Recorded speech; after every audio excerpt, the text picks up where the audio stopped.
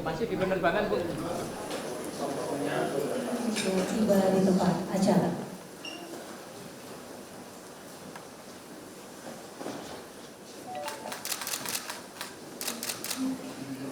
Teman-teman media yang saya hormati, baru saja rapat terbatas yang dipimpin oleh Bapak Presiden dilakukan di Bandara Halim Perdana Kusuma.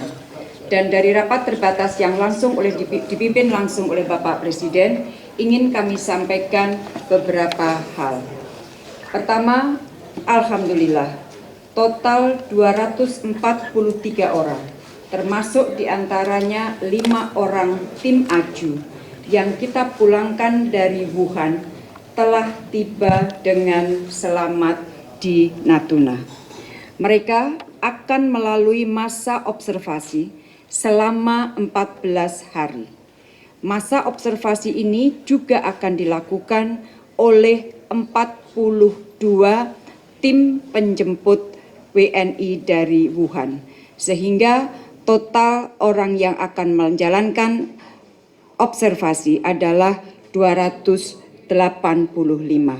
Sampai saat ini, alhamdulillah mereka dalam kondisi sehat.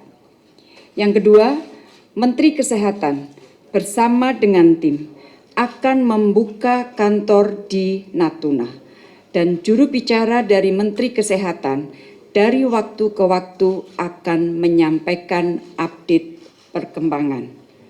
Yang ketiga, penerbangan langsung dari dan ke mainland RRT ditunda untuk sementara mulai hari Rabu pukul 00.00.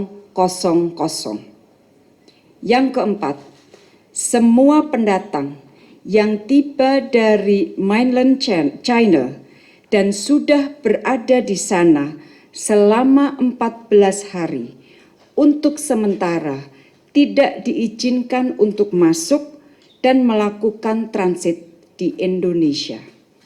Yang kelima, kebijakan pemberian fasilitas bebas visa kunjungan dan visa on arrival untuk warga negara RRT yang bertempat tinggal di mainland China untuk sementara dihentikan. Dan yang keenam, pemerintah meminta warga negara Indonesia untuk sementara tidak melakukan perjalanan ke mainland China. Demikian yang dapat kita sampaikan dari hasil rapat terbatas yang dipimpin oleh Bapak Presiden Republik Indonesia. Demikian, terima kasih.